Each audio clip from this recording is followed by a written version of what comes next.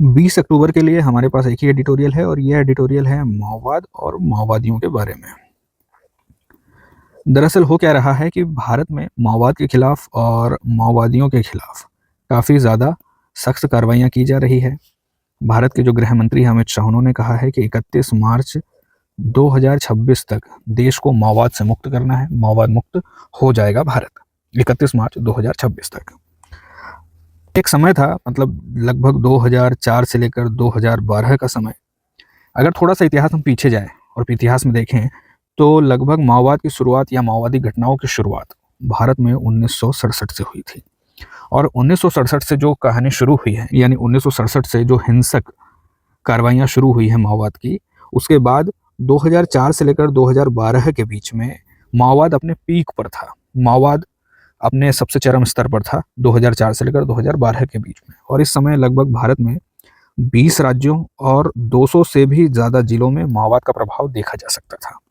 लेकिन फिलहाल एक तरफ भारत सरकार माओवादियों के खिलाफ सशस्त्र बलों, अर्धसैनिक बल और पुलिस के द्वारा कार्रवाई कर रही है, और दूसरी तरफ माओवादी इलाकों में, मतलब जिन क्षेत्रों में माओवाद का बहुत ज़्यादा प्रभाव है, वहाँ पर आदिवासी क्षेत्रों में विकास कार्यों पर जोर दिया जा रहा है। तो इस तरह की ये जो दो रणनीति एक साथ चल रही है, पैरेलल काम हो रहा है, इसके चलते माओवादी विचारधारा में और माओवादी क्षेत्र में काफ़ी कमी आई है, सीमित होकर कुछ ही इलाकों तक रह गया है। फिलहाल बताया जा रहा है कि लगभग 11-12 जिलों में अभी माओवाद का प्रभाव है, और इनमें सबसे ज़्यादा प्रभाव है ये जो दक्षिणी छत्तीसगढ़ है, दक्षिणी छत्तीसगढ़ के इलाके में, क्योंकि यहाँ पर बहुत ज़्यादा घना जंगल है और इन घने जंगल वाले इलाकों में आदिवासी बड़ी संख्या में रहते हैं, आदिवासी गांव हैं। इन गांवों तक अभी भी सरकार उतनी अच्छी तरह से पहुंच नहीं पाई है जिस तरह हम तक पहुंची है। हमारे गाँवों में जो जो गांव जंगलों में नहीं है, प्लेन में है, मैदानों में है, वहाँ तक सरकारी सुविधाएं बहुत ज़्यादा पहुँच पाई हैं। शहरों की तरह व्यवस्थाएं हो गई हैं, सड़कें हैं, स्कूल हैं, बैंक हैं, पोस्ट ऑफिस हैं, स्वास्थ्य सेवाएं हैं, संचार की सुविधाएं हैं। लेकिन आदिवासी इलाकों में अभी भी सरकार उतनी अच्छी तरह से नहीं पहुंच पाई है, और यही कारण है कि माओवाद अभी भी इन इलाकों में अपना असर जमाए हुए है। दक्षिण छत्तीसगढ़ के ये जो जिले हैं, जिनमें सुकमा, दंतेवाड़ा, बस्तर, बीजापुर, नारायणपुर, कोंडागांव और कांकेर, इन इलाकों में अभी भी बड़ी संख्या में माओवादी हैं, माओवादी विचारधारा के समर्थक हैं।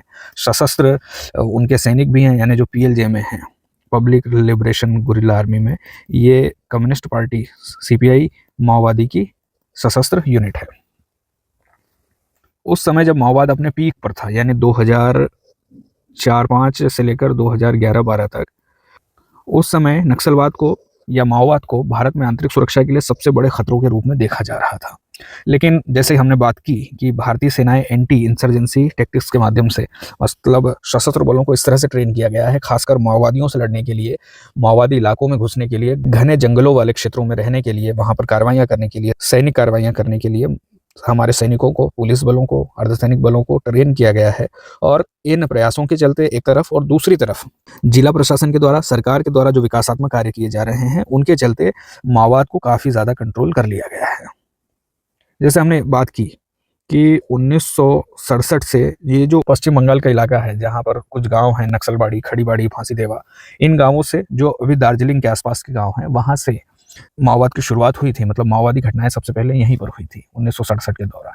क्योंकि यहाँ पर क्या था कि कुछ जमींदार थे, बागान मालिक थे, जो किसानों से, मजदूरों से बहुत ज़्यादा बदतमीजियाँ कर रहे थे, बहुत ज़्यादा अत्याचार कर रहे थे। आज़ाद भारत में भी इन लोगों के कारण, इन जमींदारों के कारण, इन साहूकारों के कारण, इन चाय बागान के मालिकों के कारण आज़ाद भारत में भी गुलामी जैसी परिस्थितियाँ देखी जा रही थी। और इसका जवाब किसानों ने, मजदूरों ने, आदिवासियों ने हिंसा के माध्यम से दिया, क्योंकि जमींदार और साहूकार अदालती आदेशों की भी अवहेलना कर रहे थे। और वहां से जब ये आंदोलन शुरू हुआ तो 1967 से 1970-71 के दौरान यहाँ पर काफ़ी ज़्यादा घटनाएं हुई, और इसी दौरान माओवादियों के खिलाफ कार्रवाइयाँ भी हुई और माओवाद को काफ़ी ज़्यादा नियंत्रित कर लिया गया था। लेकिन उसके बाद 1980 के दशक में, क्योंकि 1980 के दशक काफ़ी अस्थिर था, कई आंदोलन चल रहे थे अलग अलग क्षेत्रों में, अलग अलग राज्यों को लेकर आंदोलन चल रहे थे, बेरोजगारी बहुत ज़्यादा थी, सरकार इन इलाकों तक पहुँच नहीं पाई थी। इनके चलते आंध्र प्रदेश और तेलंगाना वाले इलाकों में माओवाद एक बार फिर से बढ़ने लगा, और यहीं से माओवाद छत्तीसगढ़, महाराष्ट्र, मध्य प्रदेश वाले इलाकों में भी फैला। और जब 1989 में आंध्र प्रदेश की सरकार ने ऑपरेशन ग्रेहाउंड चलाया, तो ऑपरेशन ग्रेहाउंड ने आंध्र प्रदेश वाले, यानी आंध्र प्रदेश तेलंगाना जो संयुक्त आंध्र प्रदेश था, वहां से माओवादियों को खदेड़ दिया, माओवादियों को वहां से नियंत्रित कर लिया गया। उसके बाद माओवादी छत्तीसगढ़ वाले इलाके में पहुँचे और वहाँ पर आकर उन्होंने फिर से एक बार अपना सेटअप बनाया। जब माओवादियों के खिलाफ कार्रवाइयाँ होती हैं, और माओवादियों के खिलाफ फिलहाल तो बहुत ज़्यादा कार्रवाइयाँ हो रही है, माओवाद को एकदम टारगेट पर लेकर माओवाद को नियंत्रित करने के लिए पुलिस बल और अर्धसैनिक बल काम कर रहे हैं। और जब इस तरह से पुलिस प्रशासन दोनों तरफ कार्रवाई करती है, मतलब एक तरफ माओवादियों को खत्म करने की कार्रवाई, हालांकि माओवादियों को खत्म करके माओवाद को खत्म नहीं किया जा सकता है, यह बात सरकार को भी समझ आती है, और इसके लिए सरकार आदिवासी इलाकों में विकास कार्य कर रही है। सड़क, बिजली, पानी, रोजगार, स्वास्थ्य की सुविधाएं कर रही है, बैंक पोस्ट ऑफिस की सुविधाएं कर रही है, परिवहन संचार की सुविधाएं कर रही है। तो विचारधारा के स्तर पर, मतलब यदि किसी विचारधारा को बीज मिलता है किसी की गरीबी से, तो उस गरीबी को खत्म करके माओवादियों को खत्म किया जा सकता है, न कि माओवादियों को मारकर माओवादियों को खत्म किया जा सकता है। यदि विचारधारा बची रही, यदि वही परिस्थिति आदिवासी इलाकों में जारी रही, तो अभी माओवाद को नियंत्रित भले ही कर लिया जाए, लेकिन आगे चलकर एक बार फिर से इस तरह का आंदोलन हो सकता है। एक बार फिर से आदिवासी हथियार उठा सकते हैं। ये आदिवासियों के अलावा भी जो कम्युनिटीज़ है, जो जंगलों में है, वन क्षेत्रों में है, जिनके अधिकार यदि छीने जाते हैं, तो फिर से हथियार उठाए जा सकते हैं। यदि विकास कार्य नहीं किया गया, यदि आदिवासियों की ज़रूरतों को पूरा नहीं किया गया, यदि आदिवासियों के अधिकारों को छीना गया, तो इस तरह के आंदोलन फिर से हो सकते हैं। इसलिए सबसे अच्छी तकनीक जो सरकार समझ रही है, सबसे अच्छी रणनीति जो सरकार समझ रही है कि आदिवासी इलाकों में काम करना, आदिवासी इलाकों में विकास कार्य करना, इन रणनीति के माध्यम से ही, विकास की रणनीति के माध्यम से ही माओवाद को खत्म किया जा सकता है, और सरकार इसके लिए दोनों तरफा कार्रवाइयाँ कर रही है। माओवादी क्या करते हैं? माओवादियों की योजना है कि जिस तरह से माओ कौन है? माओ ज़ेडोंग, जो कि 1949 में जो चीन में क्रांति हुई थी, उस चीन की क्रांति का नेतृत्व माओ ने किया था। और माओ की रणनीति कुछ ऐसी है कि अंदरूनी इलाकों में सबसे पहले तो शहरों से दूर गाँवों में अपनी बेस बनाना है, और गाँवों में बेस बनाने के बाद शहरों पर आक्रमण करना है, शहरों पर कब्जा करना है। जो व्यवस्था चल रही है, जो सरकार फिलहाल चल रही है, उस व्यवस्था को पलटना है और अपनी नई सरकार बनानी है, जिसे वे पीपल्स गवर्नमेंट या नक्सलवादी लोग जो भारत में हैं वो उसे जनताना सरकार कहते हैं। अलग अलग लेवल पर जनताना सरकारें बनाई जाती हैं और उनका संचालन माओवादियों के द्वारा किया जाता है। और इस तरह की दोहरी रणनीति के कारण ये जो माओवादियों की योजना है वो विफल होती नजर आ रही है। कई माओवादी मारे जा रहे हैं और बड़े बड़े माओवादी नेता सरेंडर करके वापस मुख्यधारा में लौट रहे हैं। जिन इलाकों में विकास नहीं था, उन इलाकों में माओवादियों को अपने समर्थन की अपेक्षा थी, और इन इलाकों में माओवादियों का विस्तार भी हुआ था। झारखंड, छत्तीसगढ़, पूर्वी महाराष्ट्र, उड़ीसा, आंध्र प्रदेश, तेलंगाना वाला इलाका, झारखंड वाला इलाका, कुछ इलाका बिहार का, कुछ पश्चिम बंगाल का, इस क्षेत्र में माओवाद काफ़ी ज़ोर से, काफ़ी तेज़ी से फैला था, क्योंकि यहाँ पर विकास कार्यों की काफ़ी ज़्यादा कमी थी, आदिवासी इलाकों की उपेक्षा की जा रही थी।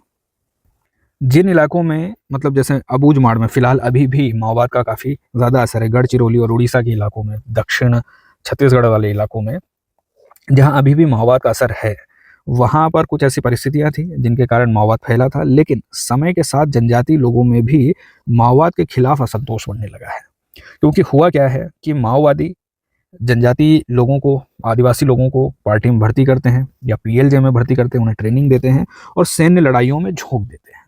दरअसल लड़ाई एक तो विचारधारा के लेवल पर है, और सत्ता परिवर्तन का जो मार्ग चुना है माओवाद ने, यानी हिंसा, उस हिंसा में बड़ी संख्या में लोग मारे जा रहे हैं, आदिवासी भी मारे जा रहे हैं, और दूसरी तरफ सेना और पुलिस के लोग भी मारे जा रहे हैं। लेकिन आदिवासियों को अब यह बात समझ में आने लगी है कि हिंसा का रास्ता और ये जो सैन्य लड़ाई है, हिंसक संघर्ष है, उसे छोड़कर मुख्य धारा में लौटना ही ज़्यादा फायदेमंद है, आदिवासियों के हित में है। क्योंकि माओवादी पार्टी को भी यह समझना चाहिए कि हिंसा के रास्ते पर चलकर माओवादी आदिवासियों को फायदा नहीं कर सकते हैं, बल्कि अहिंसा के रास्ते पर चलकर आदिवासियों की लड़ाई को और ज़्यादा प्रभावी ढंग से, बड़े पैमाने पर, ज़्यादा लोगों को जोड़कर आदिवासियों के हक की बात उठाई जा सकती है। भारतीय संविधान के भीतर, भारतीय संविधान की व्यवस्था के भीतर आदिवासियों की लड़ाई को अहिंसा के रास्ते पर ज़्यादा प्रभावी ढंग से लड़ा जा सकता है और ज़्यादा अच्छे परिणाम मिल सकते हैं। 2000 के दशक में देखा गया था, यानी 2005 के बाद से लेकर 2011 तक एक अभियान चल रहा था। आदिवासियों के भीतर माओवादियों के खिलाफ एक सेंटिमेंट था, और इस सेंटिमेंट में क्या हुआ था कि सरकार के समर्थन से एक सलवा जुडूम अभियान चलाया गया था, जिसमें आदिवासी युवाओं को ट्रेनिंग देकर, हथियार देकर माओवादियों से लड़ने के लिए तैयार किया जाता था। क्योंकि माओवादी विकास कार्यों में, आदिवासी क्षेत्रों में लोगों को परेशान कर रहे थे, स्कूलों, सड़कों, बिजली व्यवस्था इनको तोड़ रहे थे, और आदिवासी युवकों पर अत्याचार भी कर रहे थे।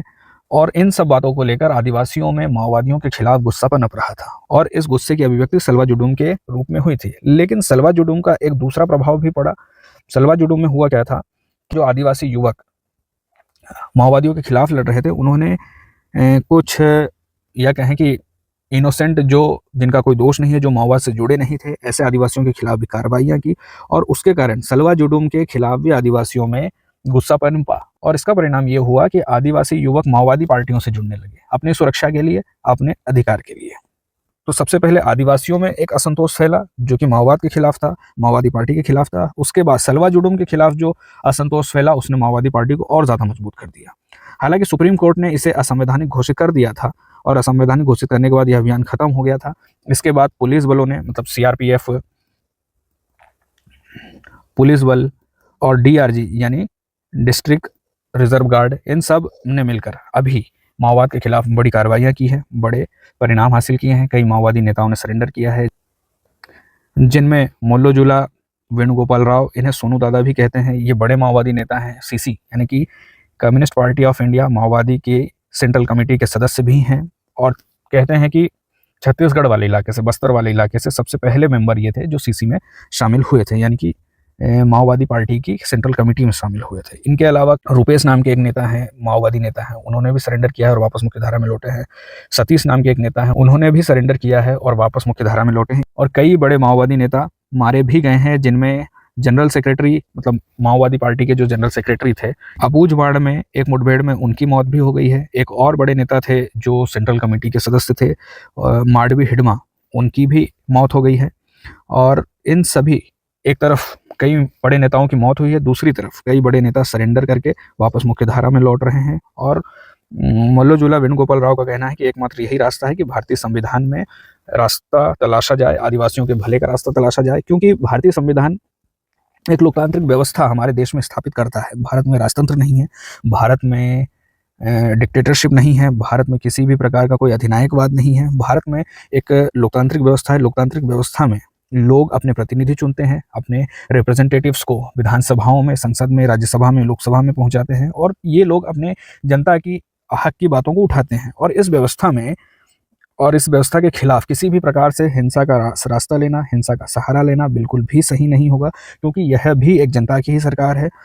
इसलिए भारत के संवैधानिक व्यवस्था में माओवादियों को वापस लौटकर मुख्य धारा में हिंसा का रास्ता छोड़कर वापस आना चाहिए और आदिवासियों के हक की आवाज़ उठानी चाहिए। खासकर आदिवासी क्षेत्रों में 6th शेड्यूल, 5th शेड्यूल और panchayat extension to scheduled area जैसे कानूनों का लाभ लेकर, जैसे कानूनों के मुद्दे उठाकर आदिवासियों के हक की आवाज़ को राष्ट्रीय लेवल पर और अंतर्राष्ट्रीय लेवल पर उठाना चाहिए और आदिवासियों के हक के लिए इन्हें मुख्यधारा में लौटकर अहिंसक रास्ते पर चलकर लड़ना चाहिए। तो बात वही है कि माओवादी बड़े पैमाने पर सरेंडर कर रहे हैं। भारत की सरकार की तरफ से गृह मंत्री ने कहा है कि 31 मार्च 2026 तक माओवाद से मुक्त कर लिया जाएगा भारत को। माओवादी आंदोलन जो कभी 1967 से शुरू हुआ था, जो कि भारत के लिए आंतरिक चुनौती था, इस आंदोलन ने भारत राज्य के खिलाफ सशस्त्र क्रांति का रास्ता चुना था, जो चाइनीज मॉडल है, जो माओ का मॉडल है। माओ के मॉडल पर चलकर ये लोग अपनी सशस्त्र कार्रवाइयां कर रहे थे, हिंसक रास्ते पर चलकर व्यवस्था परिवर्तन की बात कर रहे थे, अपने अधिकारों के लिए लड़ने की बात कर रहे थे। लेकिन भारत की संवैधानिक व्यवस्था में यह रास्ता बिल्कुल भी उचित नहीं है। भारत की सरकार की तरफ से, सैन्य बलों की तरफ से, पुलिस की तरफ से भूभाग के हिसाब से काउंटर इंसर्जेंसी रणनीति अपनाकर कार्रवाइयां की जा रही है।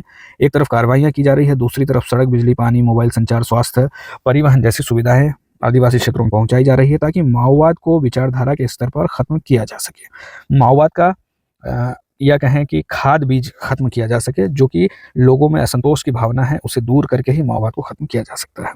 पुलिस बल और जो सेंट्रल फोर्सेस हैं, उन्हें स्पेशल प्रशिक्षण देकर माओवाद के खिलाफ, ऐसा प्रशिक्षण जो उन्हें यह सिखाता है कि कैसे अंदरूनी इलाकों में, कैसे घने जंगलों में ऑपरेशन करना है, इस प्रशिक्षण के माध्यम से उन्हें तैयार करके कार्रवाइयाँ की गई हैं और ये कार्रवाइयाँ काफ़ी ज़्यादा प्रभावशाली रही हैं।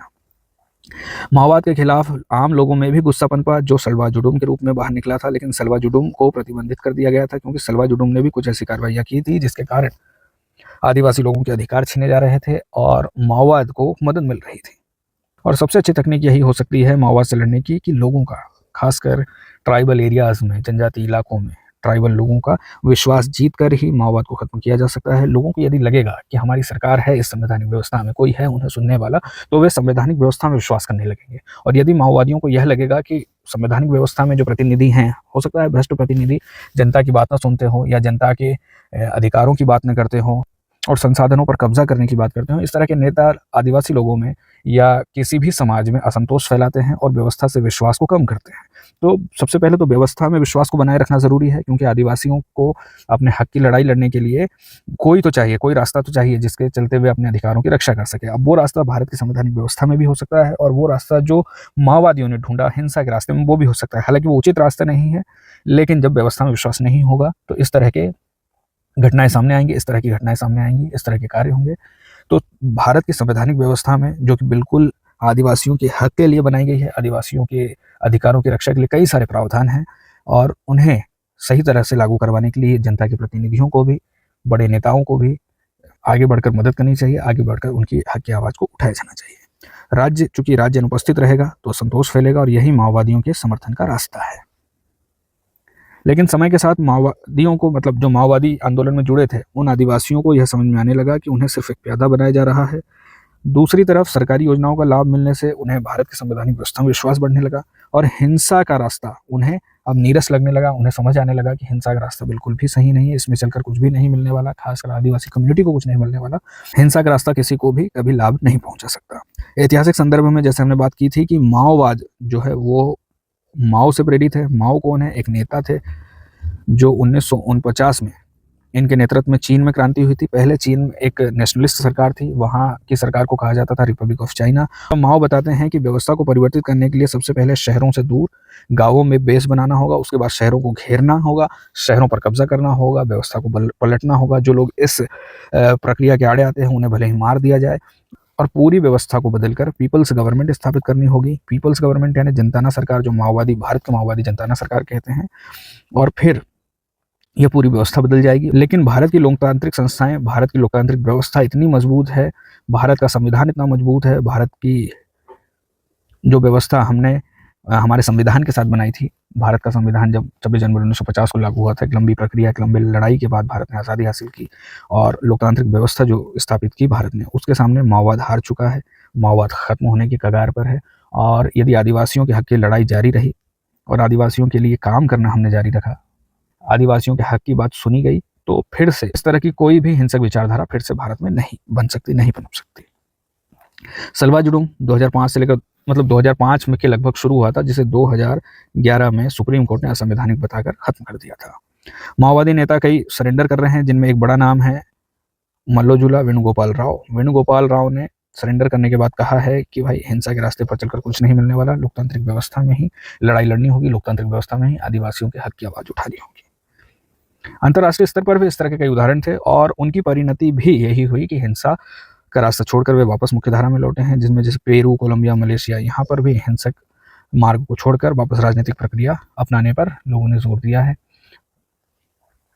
निष्कर्ष यही है कि माओवादी नेता एक तो आत्मसमर्पण कर रहे हैं, दूसरी तरफ हिंसक झड़पों में मारे भी जा रहे हैं।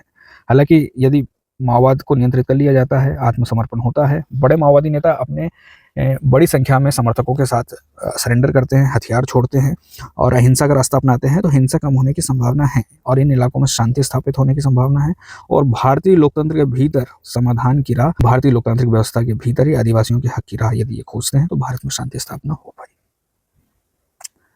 मेंस के लिए सवाल है कि भारत में वामपंथी उग्रवाद में गिरावट सुरक्षा रणनीतियों और विकास पहल के संयुक्त प्रभाव का परिणाम है। जैसे हमने बात की थी कि सरकार दोनों तरफा कार्रवाइयां कर रही है। एक तरफ सैन्य कार्रवाइयां भी हैं, माओवादियों के खिलाफ जो हिंसा से लड़ना चाहते हैं उन्हें हिंसा से समझाया जा रहा है, और जो विकास कार्यों पर जोर देना चाह रहे हैं आदिवासी इलाकों में, सरकार विकास कार्यों पर जोर दे रही है, आदिवासियों के हकों को, अधिकारों को सुरक्षित करने के लिए प्रयास कर रही है। और यहाँ पर दोनों तरफ से विचारधारा के स्तर पर भी और बंदूकों के स्तर पर भी कार्य हो रहा है, जवाब दिया जा रहा है, समाधान निकाला जा रहा है। लेकिन हमें ध्यान रखना होगा कि हिंसा से ज़्यादा विकास कार्यों पर बल देकर ही माओवाद को खत्म किया जा सकता है। प्रमुख माओइस्ट नेताओं ने हालिया आत्मसमर्पण के संदर्भ में चर्चा करे। कई नेताओं ने समर्पण किया है, जैसे हमने उदाहरण देखा सोनू दादा का। उन्होंने कहा है कि लोकतांत्रिक व्यवस्था में ही समाधान निकल सकता है। हिंसा का रास्ता छोड़कर कई माओवादी नेता वापस मुख्यधारा में लौट रहे हैं। यह भारत के लिए बहुत अच्छी बात है, भारत की आंतरिक सुरक्षा के लिए अच्छी बात है, आदिवासियों के हकों के लिए अच्छी बात है, आदिवासियों की सुरक्षा के लिए अच्छी बात है, और हमारे सशस्त्र बलों के जवानों की सुरक्षा के लिए भी अच्छी बात है कि दोनों लोग सुरक्षित होंगे, यदि हिंसा नहीं होगी तो आदिवासी भी सुरक्षित होंगे और हमारे सशस्त्र बलों, पुलिस बलों के, डीआरजी के जवान भी सुरक्षित होंगे। आज के लिए इतना ही, कल फिर मिलेंगे।